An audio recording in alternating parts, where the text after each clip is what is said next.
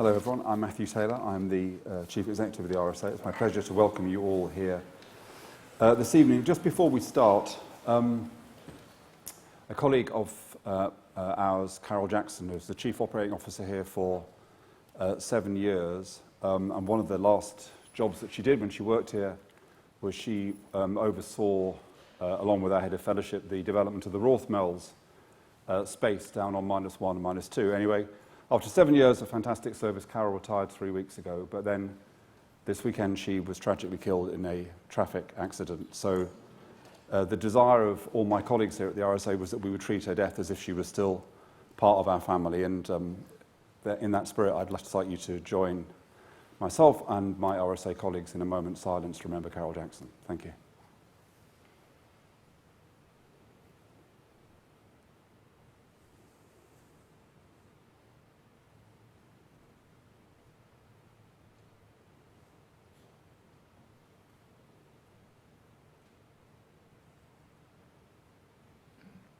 Thank you.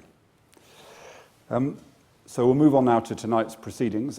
We are filming the event and we're live streaming over the web, so hello and welcome to everyone watching online. And a reminder that the hashtag is RSA Democracy if you'd like to join the conversation on Twitter. So amidst the current chaos across our global political systems, not to mention in Westminster itself, we've scheduled tonight's event in a spirit of optimism. Here at the RSA, that may be the most optimistic thing you'll hear for the rest of the evening, but anyway, here at the RSA we work to unite people and ideas to address society's multiple pressing challenges. We've been looking in our research at the growing evidence from around the world that a devolution of power on the one hand and involving citizens in the democratic process and doing those things together can lead to more effective decision making and accountability.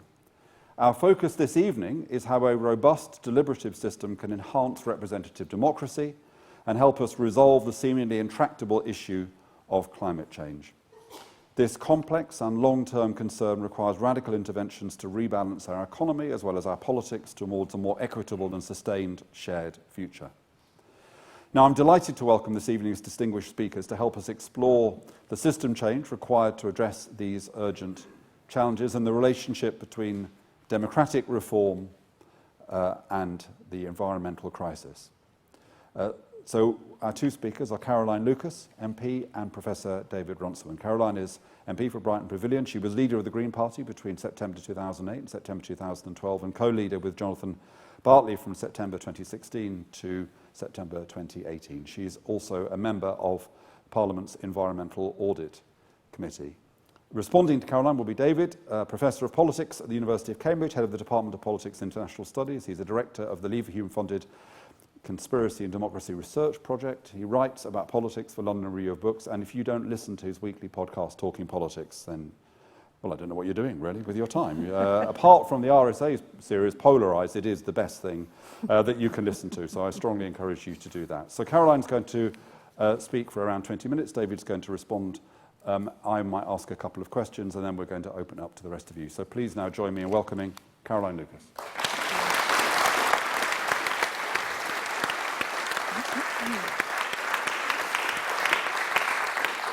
Well, thank you so much, Matthew, for that very kind introduction. I'm really delighted to be here tonight because I want this evening to talk about two issues that are very dear to my heart and I know dear to the heart of the RSA and many of its fellows. That is the environmental emergency and the crisis afflicting liberal democracy. And I want to seek to persuade you that we are more likely to respond to the emergency if we also address the crisis. I'm delighted that David is here as well, a really strong voice, a particularly eloquent and cogent voice among many who have analysed the state of liberal democracy and its currently rather poor prospects. In little more than a generation, we've gone from the fall of the Berlin Wall and Francis Fukuyama's famous assertion that history had ended with the triumph of liberal democracy.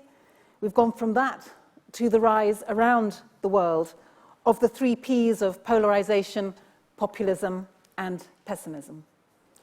In the disaster of Brexit, with the basement levels of approval for our major party leaders, unprecedented in modern times, And in the sense that government is unable to tackle some of the most important issues we face, I think we in England and in the UK have our own version of these democratic ills. Inequality is entrenched. Social mobility has stalled. Public services are crumbling. And all around us are signs of social stress, from violent crime to higher levels of mental illness. And I think whatever happens now with Brexit, there is little evidence that the underlying anger and resentment that fueled it has subsided. Things are bad. But with the effects of Brexit still to play out, with the wounds of this appallingly handled process still raw, with the underlying causes still untouched, and with right-wing populists ever ready to exploit the situation, I fear that things could get even worse. So there seem to be two main ways that commentators have responded to the problems besetting liberal democracy. And the first is to treat it as little more than a bump in the road. For liberal warriors like Steven Pinker, who spoke here at the RSA last year, it can seem that we have nothing to be worried about but worry itself.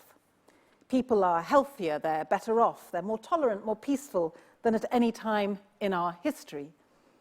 To overcome public disillusionment, we merely need to reassert the benefits of market democracies and stop listening to self-serving critics and populists.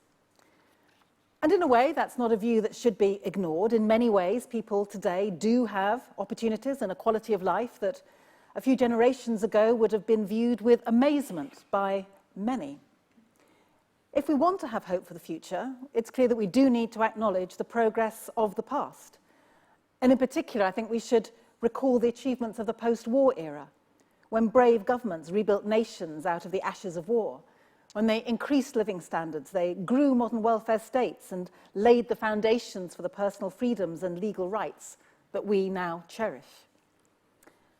But nevertheless, I reject the implicit complacency of that view and its lack of ambition. It misses out the plight of the world's poorest billion. It misses the way our own and other liberal democracies have in recent decades, and particularly the period since the credit crunch, been scarred by entrenched inequality, by rising insecurity, and the devastation of our public services. But also, I reject it because this story of continuous progress has a cruel twist: the growing and devastating impact of market-led economic growth on our environment and the looming climate crisis. The alternative view is more gloomy. It sees no way back for liberal democracy. It predicts a future which involves ever greater polarization and social conflict, leading eventually to some kind of breakdown. One perhaps in which the role of democracy is downgraded and society is increasingly run by a technocratic elite who may or may not have benign intentions, a kind of one-party rule by Google or Facebook, if you like. And indeed, there are some in the environment movement itself who watch the growing commitment of China to tackle environmental harms and climate change, and then in despair turn their eyes across the Atlantic at a country that increasingly accepts the reality of climate change, but has put a proud denier in office.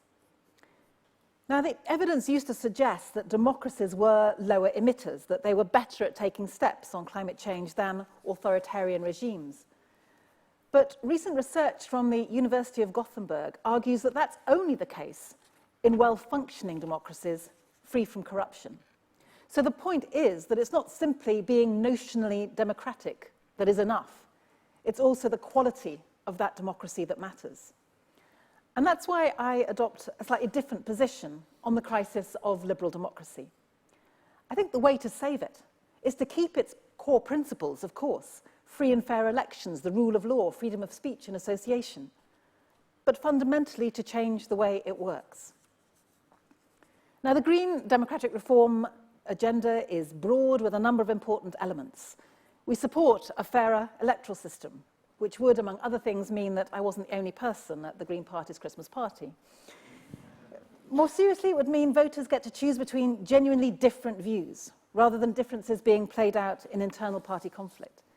Historians looking back on this era will ask themselves how an affluent country of intelligent people allowed the internal pathologies of its political parties to determine so much of its fate. And the Green Party also supports lowering the voting age to 16 as a small step to tackling intergenerational injustice and to giving a say to those who have the most to lose by our failure to tackle future threats. And I think, David, that you have advocated going down to a voting age of 6. And while I kind of follow your argument, I have to admit that's a bit too radical even for me. We support greater devolution of power, so decisions are made closer to people, and so progressive leaders have the freedom and the capacity to experiment with enabling more sustainable ways of working and living. After all, around the world, it has consistently been mayors rather than prime ministers and presidents who have grasped the climate challenge.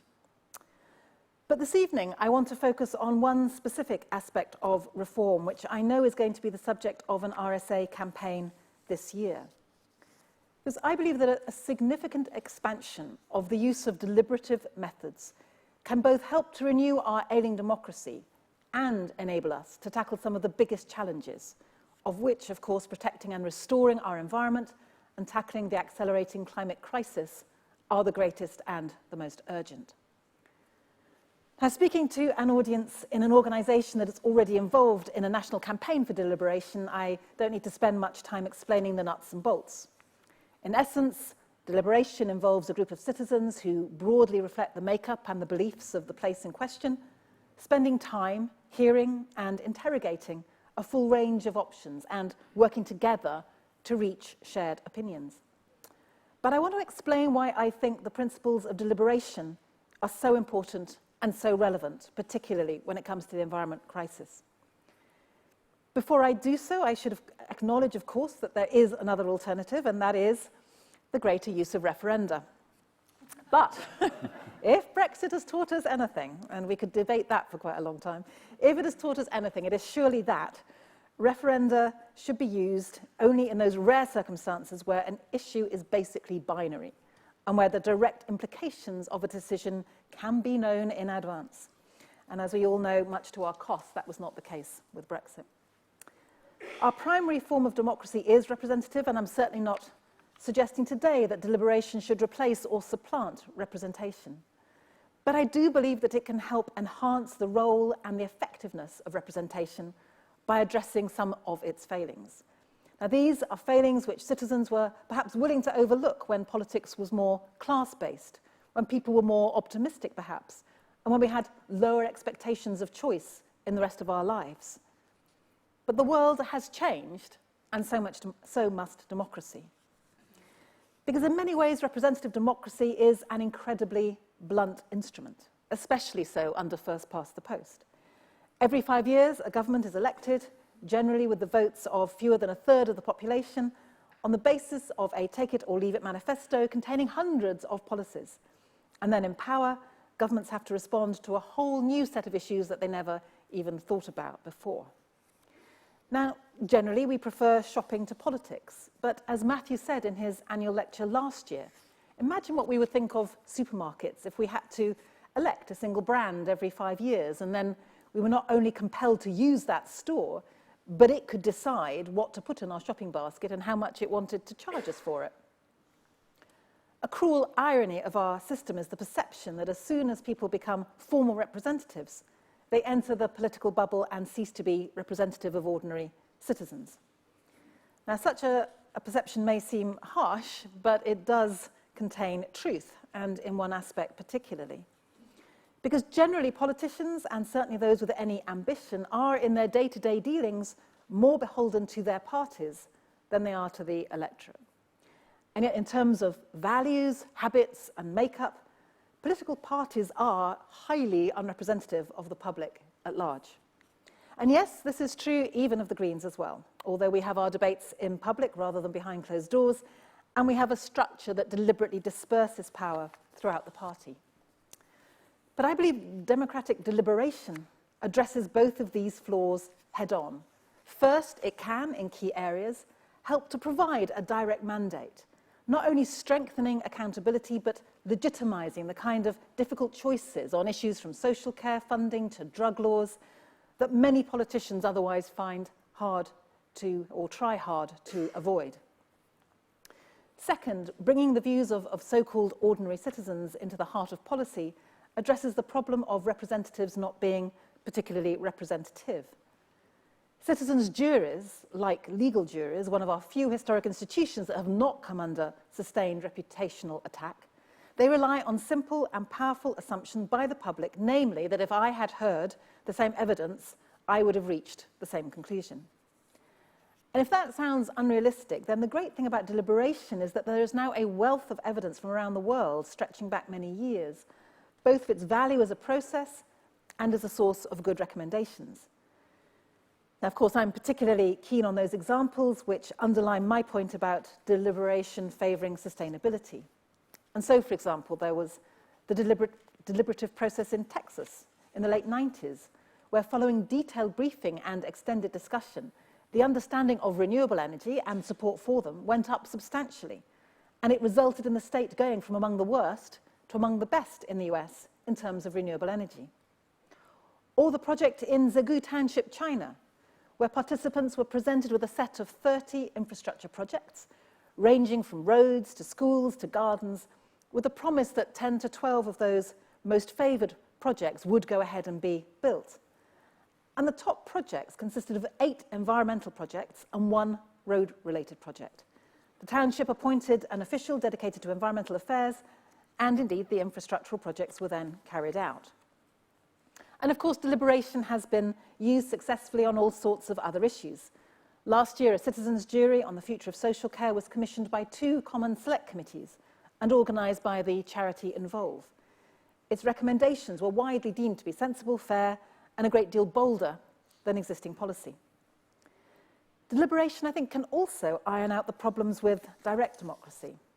It helped make the referendum about constitutional reform and abortion law reform in Ireland, which could have been and would have been very divisive, I think much more positive and unifying. And I think we could certainly make the case that if we had held a deliberative process before the Brexit referendum, I'm pretty sure it would have identified the need for example, a vote at the end of the process of the negotiation as well. But there are particular reasons why I believe that deliberation tends to help make the case for green measures. And I'm not alone in this. A National Citizens Convention is one of the 3 core demands, interestingly, of the Extinction Rebellion movement. And that's for 3 reasons. First, there's the ability to explore an issue in depth, enabling people to understand choices and trade-offs more clearly. As Ben Page from Murray used to say, what people want is simple. They want Scandinavian welfare on American taxes. Deliberation helps people see that addressing long-term issues often requires hard choices. Now, I absolutely believe the ways that we can save the planet are also ways to make our world a better place to live. But that doesn't mean that we can always avoid hard choices.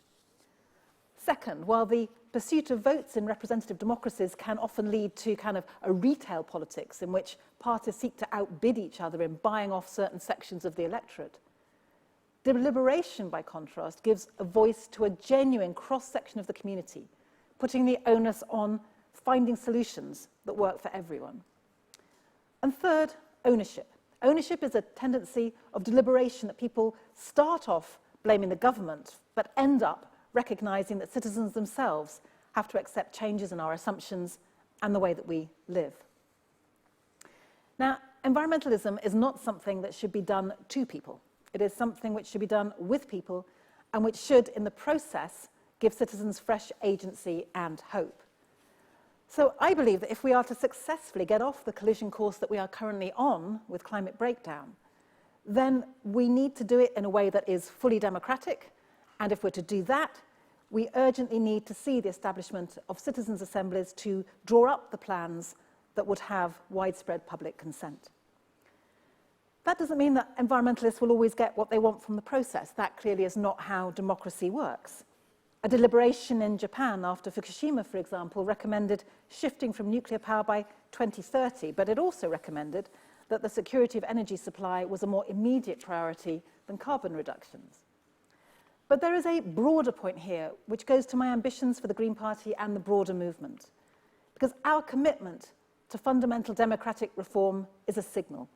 It's a signal of our determination to tackle the perception that as a party our ambitions are narrow in focus and narrow in appeal.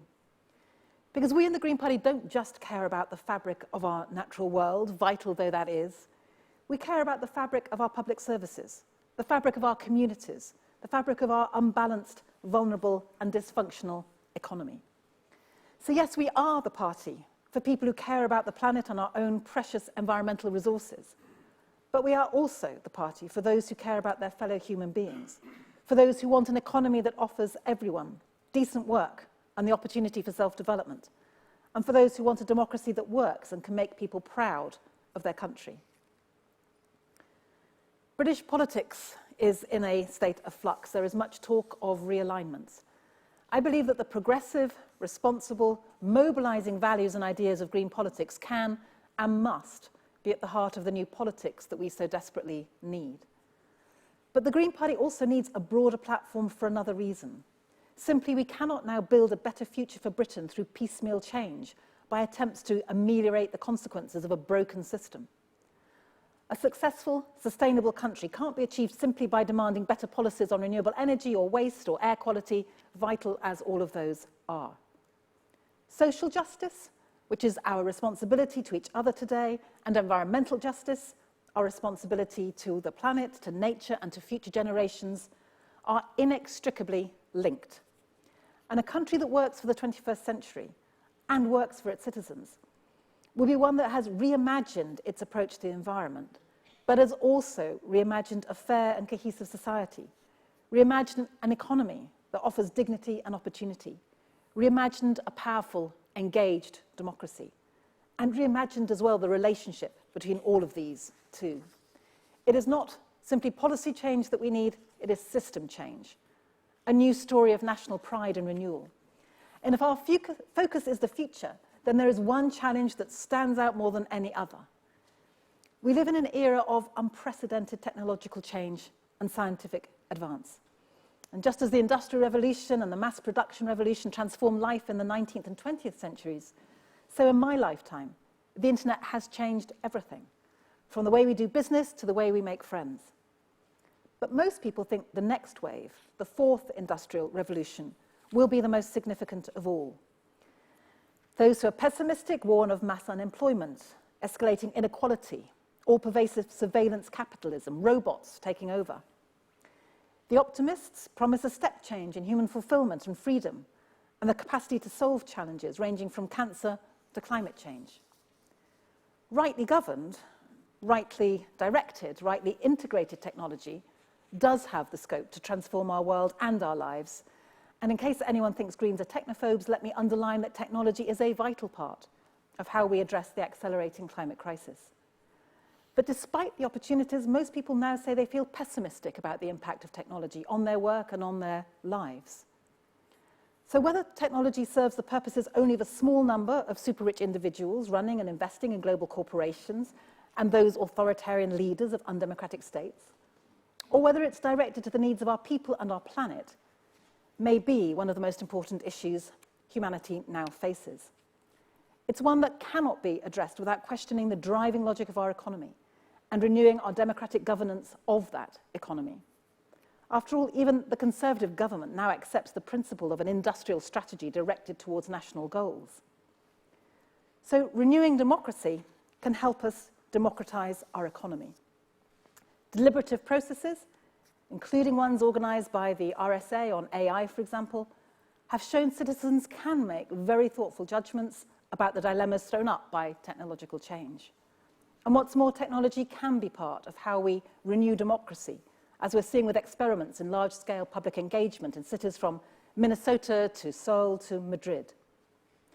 But the way we do democracy now is too narrow. It's too slow, it's too timid, it's too centralized to engage with technological opportunities and the threats on the rapidly approaching horizon. So we need institutional innovation to match technological innovation, starting with our democratic institutions. Even in these bleak and volatile times, if we look hard, we can see the better future which is waiting to be realized. Appreciating that challenge and the opportunity of true sustainability can give us the compass points to the future. Democratic reform can help us chart the course. Thank you.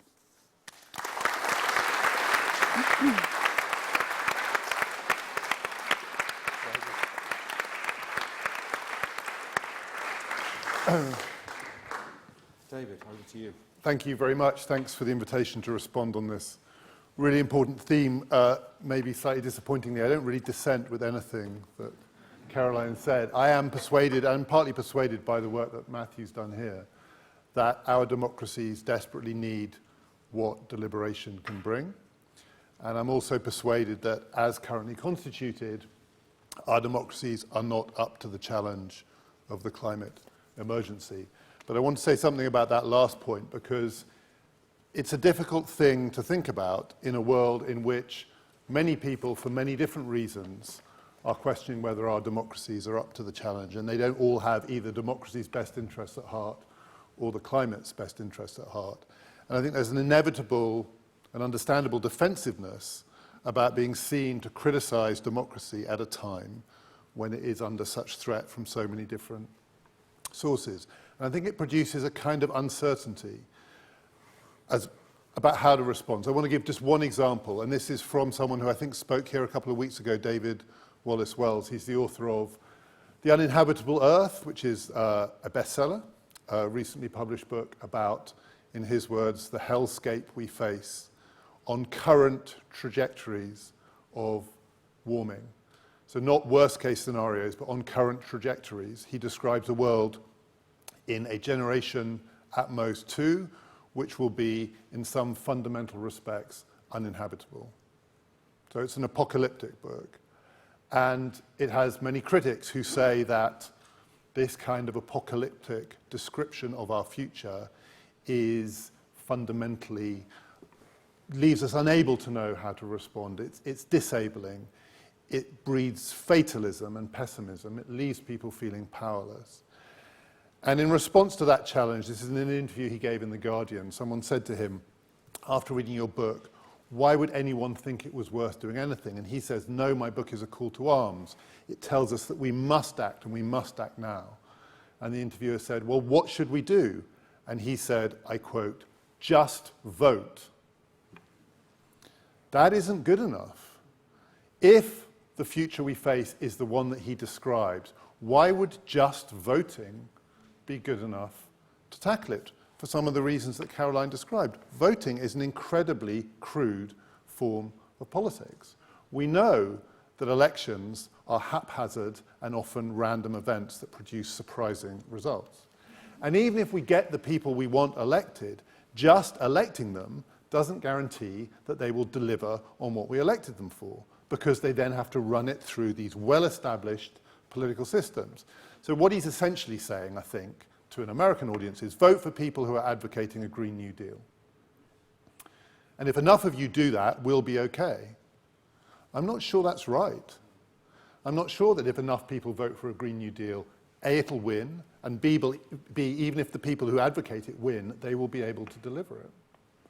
And yet, I understand why he's saying it, because voting has become our proxy for political agency, because it is so incredibly valuable. It is a necessary condition of democratic life. You can't really have democracies in the modern world without all citizens being able to vote.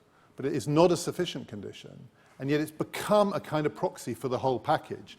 Voting has come to mean mobilization and democratic communication and the political parties who offer us the programs that we can choose between. And that has come for many people to mean democracy, so to be seen to criticize that is to open the door to the many people in the world who would like to abolish democracy. And yet, and I'll do this as briefly as I can, that is not the only story to tell about democracy. That is a relatively recent story, and it's a very contingent story. So I'll just very quickly, I think there are three stories you can tell about democracy. One is the long story, which goes back 2,500 years to the ancient world, where the fundamental democratic values are democratic equality. None of us is born with the right to rule each other. None of us have endowments or entitlements. We're all capable of doing it, and collectively we're capable of mastering our fate. That's a millennial-old story. There's the 250-year-old story, which is the story of representative democracy. The basic ideas that came out of the French and American revolutions, that we will create a class of people, let's call them politicians, who will take decisions for us, but we will choose them, and then they will choose for us. And it's a division of labor story, because we don't actually want to do that, because we've got better things to do with our lives. We're busy, active people in the modern world. We want to franchise that out. And then there is the 50 or 100-year story, which is the thing that we think of as democracy. Full enfranchisement, mass communication, welfare states, a contract between the people and their politicians, professional political parties and professional politicians offering these programs, seeking to achieve power through elections. That story happens to coincide with our lifetimes, but it's not much longer than that. It's relatively recent. Now, I think it's possible that that story is coming to an end, that that story is coming to the end of its useful life. Not all of it, but parts of it. It's a 20th century story. I think it's even possible that the 250-year story is running into trouble because it's based on an assumption that education and information are scarce resources. Only a few people have access to them, and they will be our governors. And that is not true anymore. But the 2,500-year story is not done. It would be very weird and unlikely that we would be the people alive when that one finishes. But it's not that improbable that we, or some of us, might be alive when the shorter story runs out of road. But because we think the shorter story is democracy, we are very, very wary of saying it. I'm wary of saying it. I mean, which bits of that do I want to abolish? I don't want to abolish any of it. And yet, what if it is fundamentally inadequate to this task? What will we do? And this is a sense a question for Caroline and for Matthew, which is, you both say, and again I understand it, that deliberation is there to supplement and enhance, and in some sense revive and rescue that most recent iteration of democracy. What if, by hooking it onto that, we actually do not allow it to deliver, because that is in real trouble? Now, I think it's a really difficult question to ask, never mind to answer, but I think it's a real question. And if I had to say what my anxiety is here, and this is what I'll finish with, it's not a cheery thought. My anxiety here is that the great success story of liberal representative constitutional democracy, organized around professional political parties offering programs using mass communication and organized around elections, the 20th century success story of democracy, one of its great merits was that it serves really effectively as a warning system when things are about to go wrong. So these democracies aren't always the best at coming up with the right solution first time round or even second time round, but they're very, very good at hearing the bad news faster than any rival system. Famously, you do not get famines under this kind of politics.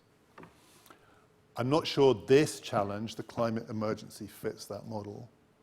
So if you ask the question, how would we be behaving if in 50 years' time we were facing the hellscape that David Wallace Wells describes? My deep anxiety is we'd be behaving like this. That's why he's written the book. If what he says in that book is true, the information is all out there, we know it, and here we are behaving like this. And like this, I mean our politics. What if the warning signals aren't working? What if we could carry on like this long past the point where we needed to act? I completely recognize the need for all the things that Caroline talked about, and this system needs all of that. And I say this as someone who, I'm not radical, I don't think. And I was advocating votes for 6-year-olds partly to suggest that this system is so impermeable, it wouldn't actually make that much difference if 6-year-olds had the vote. But Extinction Rebellion poses a different kind of challenge about other forms of democratic politics which are much more radical and much more direct.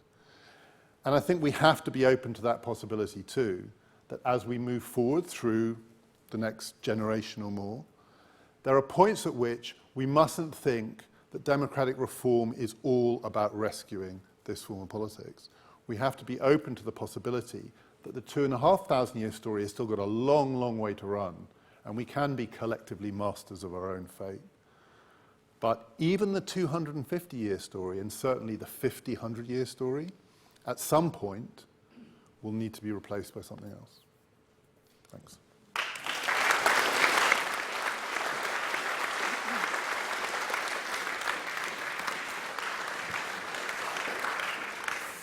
So, David, you asked a question. I'll answer that, and then I'll ask a couple of questions of my own before I open it out. I think that My response to your point about if you hook deliberative democracy to representative democracy, is the danger that it discredits the former? That I think, as Caroline argued in the speech, deliberation very directly addresses the problem. It's not sticking lipstick on a pig. It's not saying, well, this is rubbish, but let's attach some baubles to it, it'll be fine. I think deliberative does address the particular problems. And one of them, which again Caroline mentioned, which is the kind of activist capture, which is that it puts the representative citizenry at the heart of politics. And whereas I think one of the real problems we've got now, and we just would not be where we are today if this wasn't the case, is the way in which politics, the way in which political parties in particular have been captured by activists, and that then leads to a particular kind of outcome. So anyway, I'm not here to answer questions, I'm here to ask them. I've got three questions then, and then we'll open up. So the first one is this. And I'll ask you to answer first, Dave, and then to come. I mean, I have always been an enthusiast for deliberation, but I've come to believe in the last few months and years that I think that democratic reform is the most likely way in which we get to change where we are now. So I understand that there are profound issues around the nature of the economy and the model of capitalism we have. There are profound issues about people's unease with the modern world and whether or not people can cope with diversity and the pace of change, all that stuff, really hard stuff. And that's incredibly difficult to address. There are actually relatively straightforward things you could do to make democracy work better. But the problem is that the whole notion of democratic reform is boring and nerdy. So one of the difficulties is that if you stand up and say we've got to address inequality, we've got to tackle,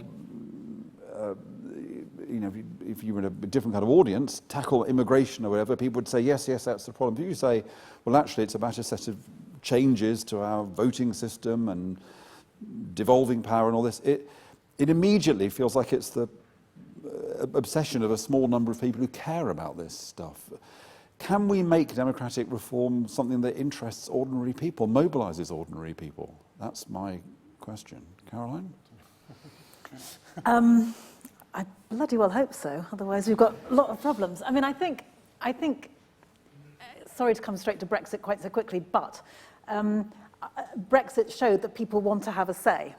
And I think you could make the case that if we had had a fairer voting system where people were having a say along the way, and if that kind of warning system, as you described it, was working better, we might never have ended up with Brexit. That's a controversial thing to say, but I think you could make that case that it could be plausible in the sense that quite a lot of the grievances which led to Brexit could have been addressed in the interim before we got to that moment of kind of a pressure cooker where it kind of boiled over. And that sense that people had that vote and they were going to use it because they knew that it counted. And it counted in a way that people don't believe that it counts in a general election, and they're quite right to make that assumption. We know in the last general election, I think it was 68% of all votes cast essentially didn't make a difference to the outcome because they were stacking up in constituencies where already enough votes had been cast to get someone over the line under first past the post. So I think there are ways of making governance interesting.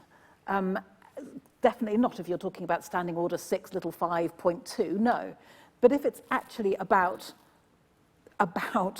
who has power, that, I think, was a narrative that did interest people quite a lot over the last few years.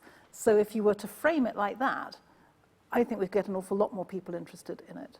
And David, you were part of a piece of work, a very good piece of work, I think it was the Hansard Society did around Constitution Unit. Constitution Unit, around kind of what we should learn about when to hold referenda and how to hold referenda. I mean, do you think that if ever we get through Brexit, there will be a desire in the public to say that we need to learn profound lessons about all of this, about how we do our democracy? Or do you think that people will just say, well, we've had enough of it until the next general election? No, I think it's definitely an opportunity to get... You'd be hard-pressed to find people who think it's going well on any side. I do think, though, that a big part of the challenge, as you set it out there, is that the conception of what democracy is and how it can deliver radical change is people offering radical programs and winning elections to deliver those programs. And so that the people who really want change want their people to get in next time. And we still spend too much time thinking that the next election will fix it. and to try and persuade people, I mean, this is the challenge, that that is not the radical approach. Trying to get Bernie or Jeremy or whoever elected is not the radical approach, because that's just an election, and those people will still operate within a system which will constrain them and limit them and frustrate them and you in all sorts of ways. And actually to think really hard about what it would be to deliver the change you want means getting past waiting for your people to win. But I think we're not there yet. I mean, even with the Brexit issue, we're not there yet, because what people are waiting for is their next chance to undo the thing that they didn't like, or to confirm the thing that they did like, or to have a general election. Well, but that takes me really neatly to my next question, which is, you know, as Caroline said, it is unprecedented to have the combined popularity rating that Jeremy Corbyn and Theresa May can muster at the moment. I mean, it's never happened before. I mean, they've got a combined approval rating about 30% or something. Is this a crisis of leadership, or is it simply that it doesn't matter who'd be leading, you know, it doesn't matter who's in charge, because what they're reflecting is, I mean, Ben Page, you quoted Ben Page, I mean, Ben Page says, the problem is this, you've got economically still the kind of left-right divide, it still exists, it's still real, but then you cut across that a kind of liberal authoritarian divide, and it cuts across both parties in half, and so therefore there's almost no position that you can stand in which works right now. So is that true, or I'm not asking you to comment on the individuals, or is there something going on about the quality of leadership? Not just, of course, in politics, but corporate sector. I mean, you know, leaders as a whole are not very popular, apart from at the RSA, of course.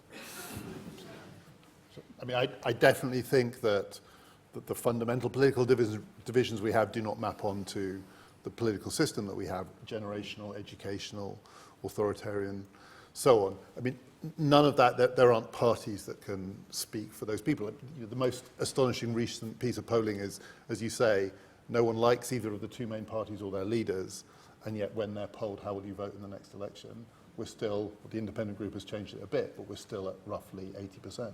80% of people will freely pick one of these two parties, and something like 70% of people say they don't represent our views.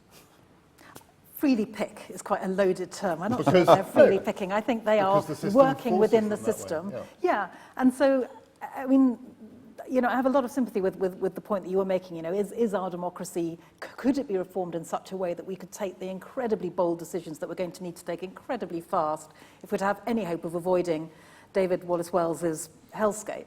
That is a very real question, and I don't know quite what the answer is. I'm hoping so, but there are certainly things we could be doing to our democratic system that could make it a hell of a lot better bet that it might be able to. And so, you know, this kind of thing that looks like it's completely contradictory, that why would people vote for these two main parties? Well, they do, because we have an electoral system that forces them to do it. We've got these two huge parties, really, that have such variety within them, and we're seeing that that's, you know, obviously being strained at the edges now, with Ken Clarke and Boris in one party and Jeremy and until recently Chucker in the other.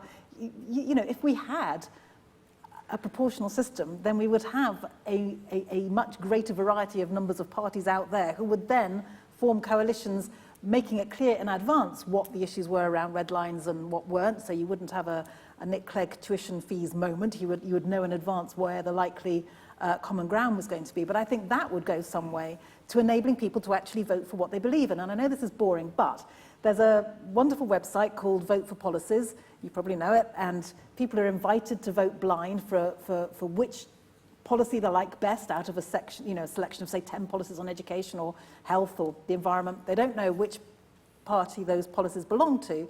And then they're told at the end that it's computed. And of course, I'm telling this story because they come out wanting Green Party policies. Okay, so why are people not voting Green? Because why the heck would you in most places under this electoral system? But that doesn't have to be the way it is. A last question for me, but it's a different thing, which is that one way of thinking about how we get out of where we are now is that you just need real boldness. You need an idea that captures people's imagination and suddenly makes things possible.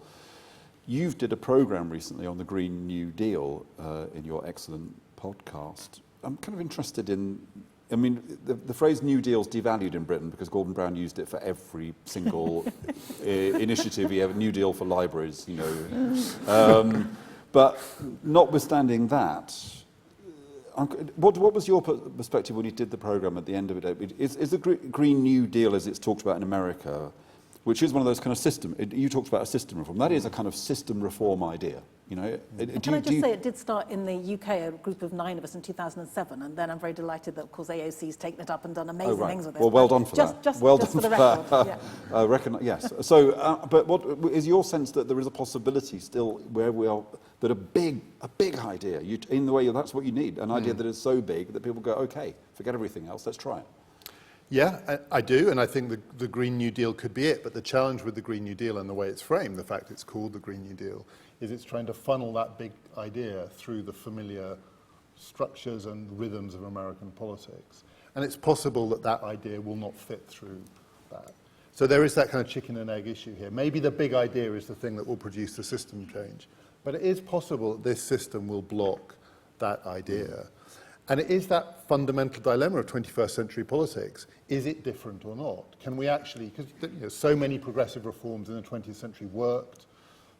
The imaginative leaders did pull it off, the people who built the coalitions that didn't seem to be there. And yet this time might be different, and also climate might be different. I mean, it must at least be possible that it is the kind of challenge that we have never faced before. And if we try and run it through 20th century politics, the politics might defeat us. And then, final question for you, Karen, because it's a bit unfair, I know, but you're on the stage and there's nothing you can do about me asking this question, which is, we may see in the next few months a regrouping around the kind of progressive centre of British politics. Forget centre, just, we've got we'll have a new leader of the Liberal Democrats, we've got the independent group. There's a question mark. Could that be a movement, whatever it coalesces there, that is green, in a way that the centre hasn't necessarily been in the past, but it is a bit in Germany, there's the German Greens. Do you think that's possible? Is that something which the Green Party would like, a conversation you'd like to be a part of? I'm not talking about electoral pacts or anything like that, but trying to say, well, if there is a new politics emerging, it could be green. I would love to say yes, and I promise you I'm not saying this just to be perverse or to feel that I own the idea, because if green politics is to have any chance of succeeding, it's got to be something that is spread right across the political spectrum. But I have seen nothing from this new group that says new politics to me in terms of their operation, in terms of their policies. I went through Chucker's new manifesto, and just for a bit of a laugh, I I did a word search for the word environment, just out of interest. And it came up 5 times, some of which were kind of like, in today's hostile environment or whatever. So, there really wasn't any sense that the big challenges that we're faced going forward are going to be essentially the challenge of how we live and thrive in a world of finite resources. So I hope what will happen if we have the new leader of the Lib Dems, and if this group becomes bigger, the pressure for changing the electoral system, I think, will become much, much greater, because, the Tiggers aren't going to go far unless they have a different electoral system, and if their voices are added to that, then that's good for me. But I don't see hope there, but I did just want to say something hopeful, because there hasn't been a lot, which is just, I don't think we should forget. And Andrew Sims did something on this this morning with the new transition network that he works with, just the moments in the past where we have turned on a threepenny bit to make things better, or at least change things, So, actually, this isn't a very good example, because we weren't making things better, but we were in the war suddenly changing, factories that have been producing cars into factories that produced armaments and other things. We changed incredibly fast over the war because the threat was shared. It was, there was that shared sense of what that threat looked like in a way that we're still struggling a little bit with climate change. Or when, he had some lovely figures about the number of hundreds of miles of railways that were laid in just 7 years, just like hundreds and hundreds and hundreds of miles of railways were built in that time. And there are moments that we can look back in our past and say that in certain conditions, the human race can get its act together in certain ways. Of course, one of the things that you don't have to worry about too much in war is democracy. So that's why you can build so many railways and do so many different things, because you just tell the public they've got to get on with it. So anyway, let's open it up for comments from around the room. Let's take a whole lot, and then we'll bring David and Karen back in. So we'll start here, and then we'll go there. If you could tell us your name, would be great. Hi, I'm David Wood from London Futurist. Which topic would you pick as the next experiment in deliberative process here in Britain, in order for people to become more comfortable with it, that it wasn't a terribly horrible, disruptive idea? Would you do this on figuring out the Green New Deal, or would you do it on proportional representation, or is there something else that you would say is a simpler and a more practical step forwards? Great, thank you. And then there was somebody there. Yep. My name's John Percival, and why do we do something really popular like vote for the end of party politics and then step at a time do something good after that? Very good. Yeah. Okay. Yeah, back there. Yeah. Are there any women going to put their hands up at all? Oh, yes, very good. Thank you. I'm starting to get worried. Yep. Shall I go ahead? Steve Kenzie from the UN Global Compact Network UK.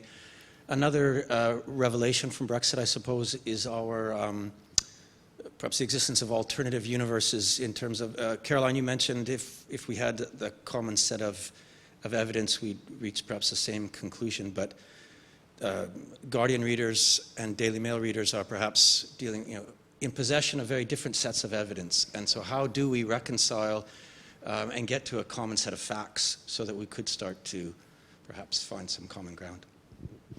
I might respond to that in terms of deliberation, but yeah, yes, here. We'll take two more, then you've got 1 minute each, and we can have one more round before we finish. Yeah. Hello, my name is Ina Balik. Thank you very much, first of all, for this very inspirational talk. I really much enjoyed that. One point I wanted to make, I think the language we use in this debate is relatively important. So we always talk about a broken system. I'm actually more an advocate for saying we have a fixed system, and this is why nothing moves. I think it's time about to actually break the system so we can shove the debris away and make room for new solutions. And I would like to get your opinion on shifting the language in the debate, which I think will shift mindsets. Okay, thank you. And then here. Yep. John Bryant, I mean, one of the things that I was expecting to hear but didn't hear much from the earlier speakers was the idea of localism, because if you actually revolutionise local government in this country by making it, one, more powerful in terms of revenue-raising powers, and secondly, made it genuinely representative by having fair votes for it, it becomes more relevant, more people would vote for it, it may become more deliberative. We may get some of the local solutions to some of the big challenges by experimental programs at local level, which will then teach our centralised politicians a trick or two.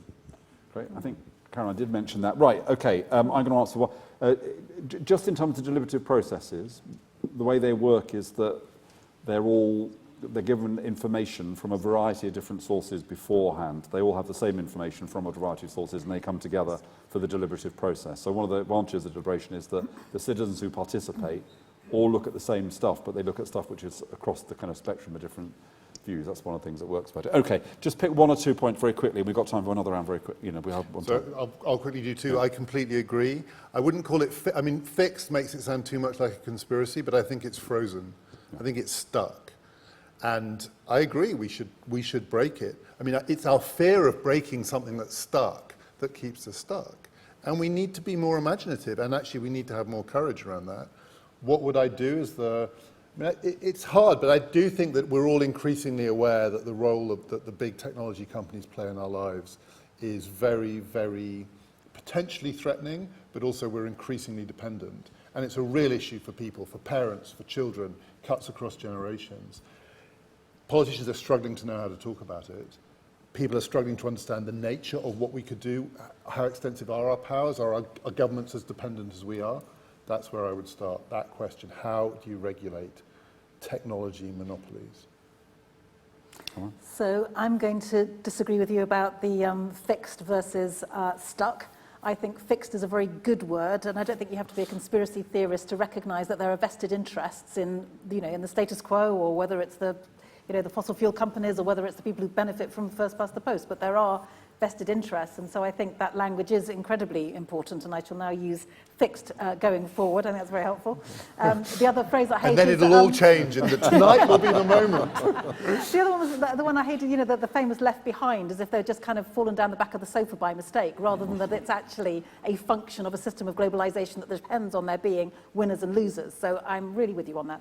Localism, I completely agree, and I touched on it very briefly when I was talking about the fact that mayors have made an awful lot more progress on this issue than prime ministers by and large. But yes, you're completely right, more powers to local authorities and And people can see the impact of the way they cast their votes. They've got far greater engagement with their local representatives and so on.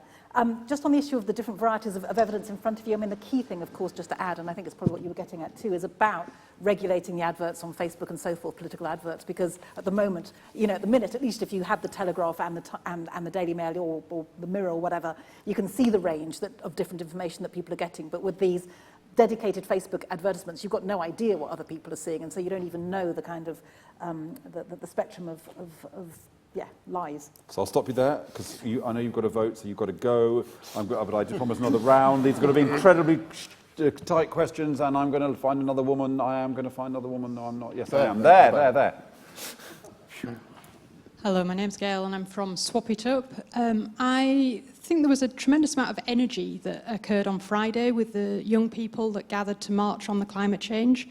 I don't think we've really touched on that at all tonight, and I'd like to hear your thoughts on what we can do to springboard from that energy and to start giving them some of the answers and solutions that they're looking for. Very good, thank you. Yep, and here. Well, I think climate change definitely is a very global problem, and right now we've been talking a lot about national politics and national systems of democracy, how everything works. So I was wondering what, in your view, if something needs to change in national political systems or national politics in order to realize that we need to tackle this on a global level rather than on this rather national and maybe quite restrictive level we're doing right now. You may have noticed we're going slightly in the opposite direction at the moment, but yes, absolutely. And then, just you'll have to choose somebody. And then I'll be less unpopular with the person who wasn't chosen. Charlie Waterhouse, you both made very welcome but fleeting mention of the Extinction Rebellion. And my question to you is very simple. Will you join us on the streets of London on the 15th of April? Oh.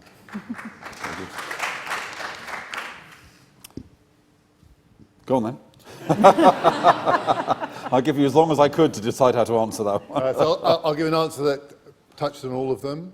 So my feeling is, though, more deliberation would be welcome. If you look at the bigger picture here, the climate emergency is probably going to require more democracy and more radical democracy and more direct democracy and more of this kind of direct action. And it will probably, at some levels, including at some aspects of global international governance, be less democratic. It may be more technocratic. It may require collaboration with non-democratic regimes. We think that democracy is this all-or-nothing thing. We hold on to it, or we end up in the world of the 1930s again. It's coming apart anyway, and we have to decide which bits we want to hold on to, which bits we might have to give up, and which bits we want to add to it. And part of what we have to add to it, I'm convinced, is more direct action. Final That's word. not a direct answer to your question. I'm not sure what I'm doing on the 15th. Final word to you, Caroline. Thank you. Well, I was at, I think, the very first Extinction Rebellion demonstration, and I'll be very happy, subject to diary commitments, to be at the next one. I'm a complete supporter of what Extinction Rebellion is doing. I'm also a great supporter of taking peaceful direct action. I've done it and thankfully was acquitted when it came to a court case.